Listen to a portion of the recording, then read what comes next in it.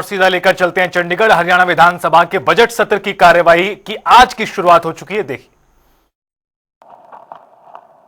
इसके अंदर इस कार्य को सीवरेज प्रतिष्ठान के प्रतिष्ठापन के कार्य की निम्न गुणवत्ता के आसपास घरों को नुकसान के बारे में शिकायत प्राप्त हुई थी। इसमें जांच कराई गई थी। इसके अंदर कोई शिकायत ऐसी जो है नहीं मिली। नुकसान का आरोप जो सही नहीं मिले, वो गलत आरोप पाए गए थे। और इसके अंदर हम 30/6/25 तक इस कार्य को हम पूरा जो है ये हो जाएगा। माननीय अध्यक्ष महोदय, आपके माध्यम से जो हमें सूचना प्राप्त हुई है, मैं इस सूचना से संतुष्ट नहीं हूं। और जिस प्रकार पहले तो उन्होंने ये बताया कि 10/9/2019 को यह कार्य शुरू हुआ। माननीय अध्यक्ष महोदय, उस टाइम में मैं भारतीय जनता पार्टी में निगरानी अध्यक्ष था और उस टाइम माननीय मंत्री, उस टाइम के बनवारी लाल जी मंत्री थे, उन्होंने उद्घाटन किया और उस टाइम मैं भी वहां मौजूद था। क्योंकि अगर इस तथ्य को ऐसे छुपाया जाएगा, ऐसे पेश किया जाएगा, तो देखो जो इतना बड़ा घोटाला गांव सीवण के अंदर हुआ है, लगभग इसमें मैं आपको बता देता हूं, जल वितरण योजना के तहत 4,17,00,000 के लगभग आया और सीवरेज योजना के तहत इसमें 30,60,00,000 के लगभग आया। और ये इतनी बड़ी भारी रकम राशि जो लोगों की सुविधाएं के लिए जो दी गई है, माननीय अध्यक्ष महोदय, ये अभी तक पूरी नहीं हुई। लगभग 8 साल हो गए हैं। और इसमें एक STV का एक नाम दिया है, मल शोधन यंत्र, लगभग 80% कह रहे हैं पूरा हो गया। माननीय अध्यक्ष महोदय, आपके माध्यम से मंत्री जी को बताना चाहता हूं, कुछ ही दिनों सप्लीमेंट्री आप अपना प्रश्न पूछो। कि आपने भूमिका सारी बता दी, प्रश्न पूछो आप और क्या पूछना चाह रहे हैं सप्लीमेंट्री। मैं ये प्रश्न पूछना चाहता हूं, जिस प्रकार से ये उत्तर दिया गया है, मैं इससे संतुष्ट नहीं हूं। और जिस प्रकार उन्होंने कभी कोई शिकायत नहीं आई, माननीय अध्यक्ष महोदय, निगरान यानी कि ग्रीवेंसेस कमेटी में ये शिकायत उठी है और भ्रष्ट अधिकारियों पर जुर्माना, माननीय अनिल विज जी ने अधिकारियों पर दंडित भी किया गया, उन पर जुर्माना भी लगाया गया है। और इसमें इस शिकायत में कहे, इसमें कोई शिकायत कोई यानी कि इस प्रकार से कोई आरोप निराधार बताए गए हैं। मैंने ये कहा है कि शिकायत आई थी कि उसमें मकानों को नुकसान हुआ है उससे, लेकिन वो जांच कराई गई तो आरोप जो है वो झूठे पाए गए। उसमें मौके पर ऐसा जो आरोप लगाया गया था वो नहीं पाया गया। इस कार्य की लागत 30,60,45,000 रुपए जो है वो है, और जिसकी प्रशासनिक स्वीकृति 2017 में हो गई थी। जैसे मैंने बताया कि पहले क्योंकि जमीन उपलब्ध नहीं थी, जमीन उपलब्ध ना होने के कारण ये कार्य में डिले हुआ। जमीन जो है वो 2021 के अंदर सर नगरपालिका को लिखा गया डिपार्टमेंट द्वारा, नगरपालिका ने वो जमीन दी और उसके बाद में इस पे जो ये कार्य शुरू हुआ है, जिसको हम 30/6/25 तक इसको पूरा हम कर देंगे और 80% के करीब ये कार्य पूरा भी हो गया है। तो इस तरीके का इसके अंदर है। ये डिले इस वजह से हुआ क्योंकि इसके अंदर जमीन नहीं मिली थी। माननीय अध्यक्ष महोदय, सीवरेज के लिए जगह का उपलब्ध होना क्या बात है जी। और कोई भी अगर ऐसी माननीय सदस्य को वाली बात है नहीं है, माननीय सदस्य को डालना है। एक मिनट हंस जी, माननीय सदस्य को अगर कोई ऐसी कोई शिकायत है तो ये रिटर्न में दे दें। और कोई जुर्माने की बात ये कही है, ये गलत है। कोई जुर्माना इसमें जो है नहीं लगाया गया है, माननीय सदस्य ने इसमें गलत कहा है। मैं आपको नहीं कह रहा हूं, मैं माननीय जो ग्रीवेंसेस कमेटी में जो शिकायत आई गांव की तरफ से, मंत्री जी ने बोला है अगर आप सेटिस्फाइड नहीं है आप लिखित में दें वो। मैं माननीय सदस्य को बताना चाहूंगा कि इस मामले के अंदर कोई भी जुर्माना नहीं लगाया था। गलत तथ्य हाउस में नहीं कहने चाहिए। ये कोई मामला कोई दूसरे मामले में लगाया गया था। इस मामले में कहीं कोई जुर्माना या कोई शिकायत की बात नहीं। उनकी तरफ से लिखित में आएगा तो आप संज्ञान लीजिए उसमें। सदस्य को ऐसी कोई बात है तो लिख कर कह दे, हम जांच करवा देंगे। ठीक। श्री भारत भूषण बत्रा। Speaker sir 63। माननीय अध्यक्ष महोदय, जवाब सदन पटल पर रख दिया गया है। अध्यक्ष महोदय, मैं सरकार ने जो प्रोग्रेस दिखाई है इसके लिए मैं 5 साल से कोशिश कर रहा था और प्रत्येक सदन के अंदर हमने ये कोशिश की कि भी इसका समाधान हो। मेरा पहला तो ये है कि मेरे को आश्वस्त करेंगे आदरणीय मंत्री जी कि भी छोटराम चौक के ऊपर पानी अब खड़ा नहीं होगा, इस बात के लिए आश्वस्त करें। सेकंड, ये रिलेटेड सवाल श्री आदरणीय विपुल गोयल जी के साथ भी है, क्योंकि ये एक डिपार्टमेंट टेकअप करता है। उसमें ये लाड वाला जोड़ है, ये जोड़ की बात हो रही है सर, और इसको न पब्लिक हेल्थ को हैंड ओवर कर दिया जाए, बिकॉज ये सारा का सारा बारिशों का पानी उन्होंने किया है और कॉर्पोरेशन ने एक रेजोल्यूशन भी पास किया था इसको। तो मैं ये रिक्वेस्ट करूंगा कि इंटरेस्ट ही है, सब कुछ वहां पर पब्लिक ने पंपिंग सेट करना होता है। पानी आता है, हमारे शहर की हालत ऐसे है तो बहुत पानी एकदम फ्लो करने के लिए अच्छा स्टेप है कि एक इंस्टेंट रिजर्वायर हमें मिल रहा है। इसलिए एक तो पहला है कि पब्लिक हेल्थ को हैंड ओवर कर दे। दूसरा, आदरणीय local bodies urban local development minister को मैं कहूंगा कि एक बार ये रिपोर्ट बनाएं कि उसी लाड वाला जोड़ के अंदर ना कुछ पोर्शन के अंदर कुछ प्रोजेक्ट बनाने के लिए दुकानें वगैरह का प्रोजेक्ट और स्ट्रक्चर खड़ा किया था। वो स्ट्रक्चर भी जर्जर हो चुका है, सब कुछ है, वह कामयाब नहीं होगी दुकानें पली।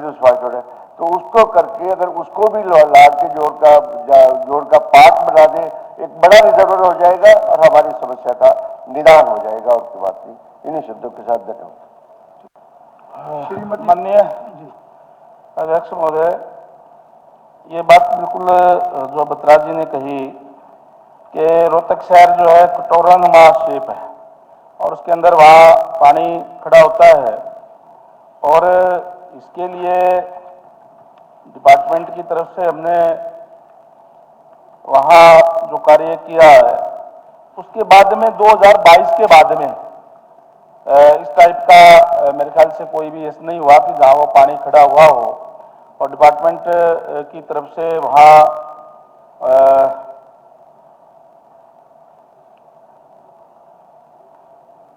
ये अपना छोटराम चौक के आसपास जो क्षेत्र है बारिश का पानी जमा हो गया था, जिसे अपूगर्ग में मौजूदा स्ट्रॉन्ग वाटर डिस्पोजल के माध्यम से निकाला गया। और सर, छोटराम चौक को बरसाती पानी की निकासी को बेहतर बनाने के लिए नगर निगम रोहतक द्वारा लाडवाड़ा जोड़ अपूगर्ग में एक मध्यवर्ती पंपिंग स्टेशन का निर्माण कार्य प्रगति पर है। यह कार्य 15/5/25 तक पूरा होने की संभावना है। और सर, छोटराम चौक से तालाब तक बरसाती पानी लाइन बिछाने का प्रस्ताव नगर निगम द्वारा विचाराधीन है, और यदि निगम, जैसे आपने कहा है कि पब्लिक हेल्थ करवाए, अगर निगम कहेगा कि पब्लिक हेल्थ करवाए तो हम भी इसको करवा देंगे, हमें कोई दिक्कत नहीं है। ये अगर हैंडओवर करेगी तो हमें पब्लिक हेल्थ द्वारा भी ये करवा दिया जाएगा। ठीक है, वो तो उनका तो यही कंसर्न है कि पानी ना खड़ा हो और उधर वो ट्रांसफर करने का है, वो सेपरेटली टेकअप किया जा सकता है। अध्यक्ष जी, श्रीमती जो माननीय सदस्य ने जो बात रखी है, अगर उसके विचाराधीन है तो ये तो अच्छा पब्लिक हित में काम है, करा देंगे, उसे ट्रांसफर कर देंगे और कराने का काम ठीक कर लें कि जो दुकानें वगैरह के स्ट्रक्चर उसको भी एग्जामिन करा लेंगे। अगर स्ट्रक्चर की जरूरत नहीं है तो उसे भी उसी के अंदर। बहुत बहुत धन्यवाद आपको। श्रीमती पूजा, श्री जस्सी पेटवाड़। क्वेश्चन नंबर 65 अध्यक्ष महोदय।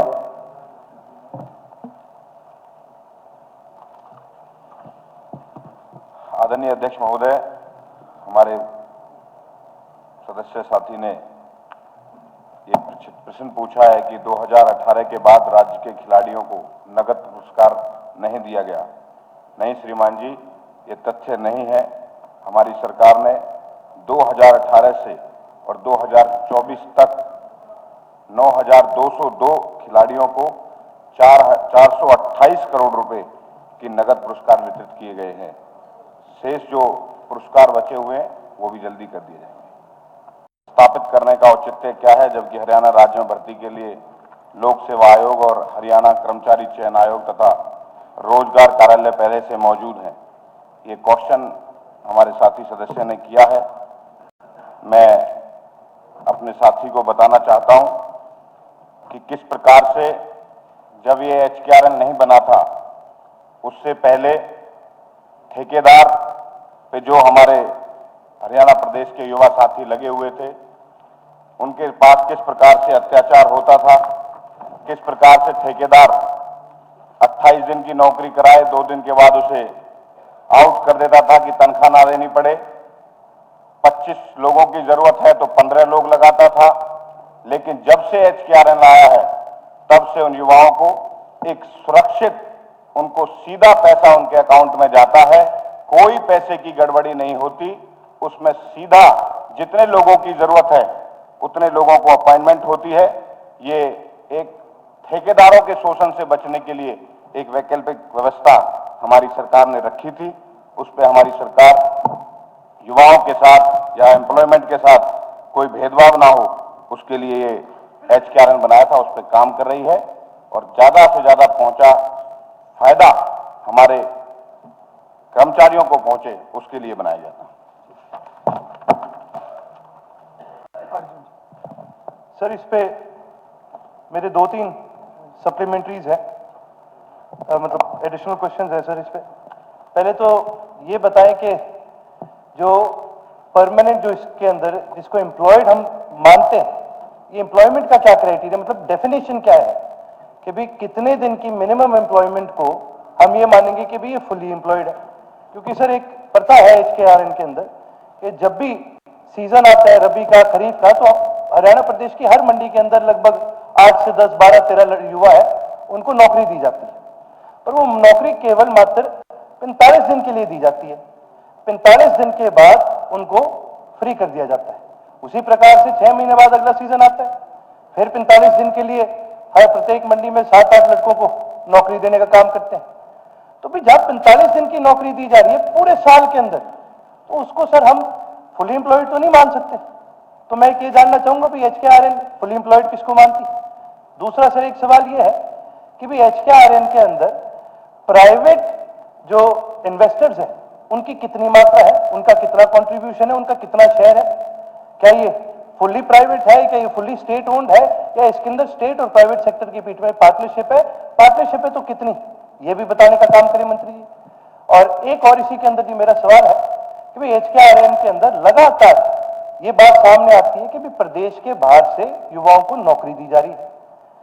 क्या इसके ऊपर सरकार की कोई मंशा है व्हाइट पेपर जारी करने की, जिसके तहत हमें पता चले पूरी लिस्ट के हिसाब से भी कितने इसके अंदर एम्प्लॉइज हरियाणा स्टेट के हैं, कितने इसके अंदर एम्प्लॉइज हरियाणा स्टेट के बाहर के हैं, और यदि व्हाइट पेपर जारी करने की मंशा नहीं है तो क्यों नहीं है।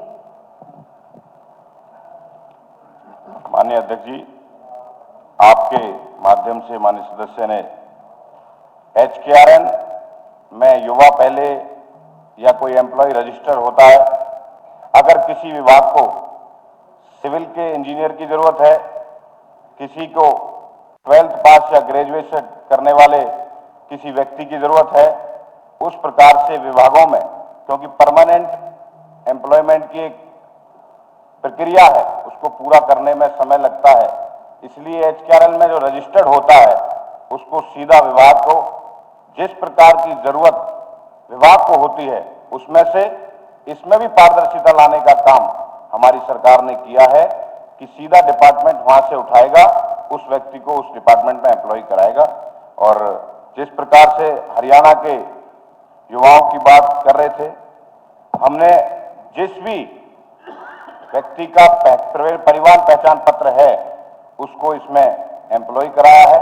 परिवार पहचान पत्र का मतलब वो हरियाणा का है और हरियाणा के युवाओं को इसमें प्राथमिकता दी गई है। हरियाणा के युवाओं के लिए ये बना हुआ है और हरियाणा के युवाओं का कोई ठेकेदार शोषण ना कर पाए, उसके लिए ये व्यवस्था बनाई गई थी। बहुत बहुत धन्यवाद। ये स्टेट का है जी, कोई इंडिविजुअल उसका है, ये एरिया का नहीं है जी। स्पीकर सर, मंत्री जी ने बताया कि इसमें पारदर्शिता बढ़ती जाती है। पुरानी बात भी पड़ी कि पहले ठेके पे लगते थे, 28 दिन में हटा देते थे। पहले आउटसोर्सिंग पॉलिसी के अंदर एससी और बीसी का रिजर्वेशन था, चाहे वो ठेकेदार भी लगाते थे। आप सीधा प्रश्न करें। आप प्रश्न कर रहा हूं जी। प्रश्न मेरा प्रश्न है मंत्री जी से कि जो संविधान के अंदर हमारे एससी बीसी भाइयों को नौकरियों में रिजर्वेशन मिला हुआ है, क्या वो इस कौशल रोजगार में एससी बीसी को आरक्षण देंगे ताकि गरीब आदमी को फायदा हो? ये विषय थोड़ा सा अलग है। नहीं, ये वैसे विषय अलग है। मंत्री जी जवाब देना चाहे तो दे दें, पर विषय थोड़ा अलग है। मैंने सदस्य जो पूछा है, उन्होंने क्राइटेरिया पूछा हमने है, जो मूल प्रश्न है वो क्राइटेरिया है। पूरी क्राइटेरिया के साथ जिस अध्यक्ष महोदय, एक बात मैं जरूर कहना चाहूंगा कि जिस तरीके से रिजर्वेशन की बात माननीय अरोड़ा जी ने पूछी है, इसमें जो चेकिंग रिजर्वेशन जो बनता है एससी बीसी का, उससे भी ज्यादा के अंदर बनती है। 69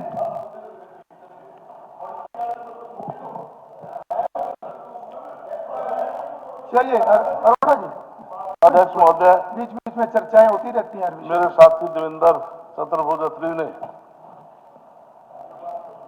बसों के आवागमन के बारे में पूछा है, लंबा सवाल है।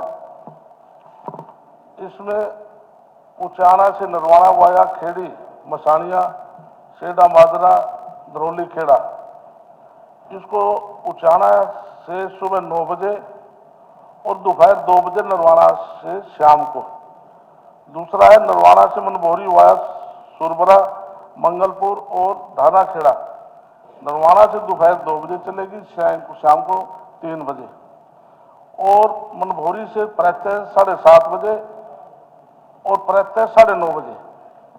दूसरा इनका सवाल है उचाना विधानसभा क्षेत्र में जींद आगरा से उपकेंद्र नरवाना द्वारा नरवाना से चत्तर वाया बड़ौदा रोड खेड़ा घोरिया कुचराना होते हुए बस सेवा संचालित की जा रही है। इसमें नरवाना से चत्तर वाया बड़ौदा रोदखेड़ा घोरिया कुचराना चत्तर थुआ और किठाना इस शायद 4 बजे नरवाना के से चलेगी और किठाना से के समय प्रातः सुबह 7:30 बजे।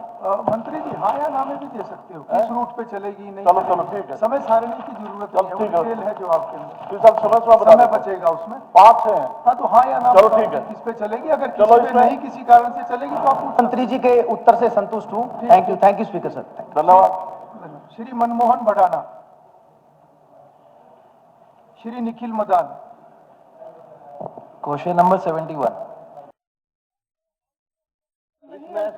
शब्दावली माननीय हमारे सदस्य निखिल मैदान जी ने सोनीपत शहर के जो मिशन चौक की ओर से जो पुल है उसके बारे में पूछा है, इसका गलत डिजाइन हुआ है और उससे की तरफ से प्रवेश वर्जित है। माननीय अध्यक्ष महोदय, ये पुल 2011 में इसकी शुरुआत हुई और ये कार्य मैसेंजर MBL इंफ्रास्ट्रक्चर लिमिटेड द्वारा 22 करोड़ 66 लाख रुपए की लागत से बनाया गया और इसका कार्य 14/2/2015 को पूरा हुआ। यह 3 लेग वाला आरओबी है, जिसमें गीता चौक से गोहाना करोई चौक तक का हिस्सा 2 लेन का है, जिसकी चौड़ाई 7.5 मीटर है और मिशन चौक खरगोदा की ओर से तीसरा हिस्सा सिंगल लेन का है, जिसकी चौड़ाई 3.75 मीटर है। मिशन चौक की ओर से आरओबी के तीसरे हिस्से को चौड़ा करने के प्रस्ताव के लिए प्रारंभिक सर्वेक्षण किया गया। मौजूदा आरओबी को चौड़ा किया जाना है तो आरओबी रेलवे साइड के मौजूदा हिस्से के बाईं ओर 36 दुकानों को हटाना होगा और मिशन चौक साइड जो मौजूदा आरओबी की पहुंच को चौड़ा करने के लिए आरओडब्ल्यू से लगभग 5 मीटर की चौड़ाई और लगभग 200 मीटर की लंबाई रेलवे साइड में भूमि की आवश्यकता होगी। कुल 36 दुकानें जो 17 निजी स्वामित्व की है और 19 नगर निगम की है और एक मंदिर है जो मिशन चौक की और आरओबी के पहुंच से चौड़ीकरण को प्रभावित करेगा। इन दुकानों को हटाना होगा। ये 2015 में बनकर के तैयार हुआ और तत्कालीन हमारे पीडब्ल्यूडी मिनिस्टर जो यहीं मौजूद है, उन्होंने इसका उद्घाटन करने का काम किया था, राव नरवीर जी ने। ये बिल्कुल सही बात है माननीय सदस्य की कि वो एक साइड से बड़ी दिक्कत और परेशानी लोगों को होती है और एक साइड से कटकर बहुत घूम के आना पड़ता है। लेकिन जो अभी हमने जो सर्वेक्षण जो कराया है उसके अनुसार उस साइड से करने में दिक्कत है। ये जो दुकानें हैं जो निजी स्वामित्व की भी है और नगर निगम की है, वो हटानी पड़ेगी, तब जाकर के ये बन सकता है। इसलिए अभी इस टाइम पे ये बनाना मुझे लगता है संभव नहीं है। अध्यक्ष महोदय, जो ये आरओबी ओवरब्रिज डिजाइन जब हुआ था उसकी डिजाइनिंग में तब से खामियां हैं और मैं आपके माध्यम से बताना चाहता हूं, जब ये बना था उसके बनने के बाद भी इसके अंदर जो टेक्निकली फॉल्ट छोड़े गए उस टाइम, एक बार तो ये फ्लाईओवर बीच में से बैठ चुका है जो आज से 3 साल पुरानी बात है। दूसरा, जो हमारे शहर का मिशन चौक का एरिया है, हमारा सोनीपत इस फ्लाईओवर की वजह से 2 हिस्सों में बट गया, लाइन पार का एरिया और इस साइड का एरिया। मैं जो हमारे मिशन चौक की तरफ उतरता है, जो 3 लेग फ्लाईओवर मंत्री जी ने बताया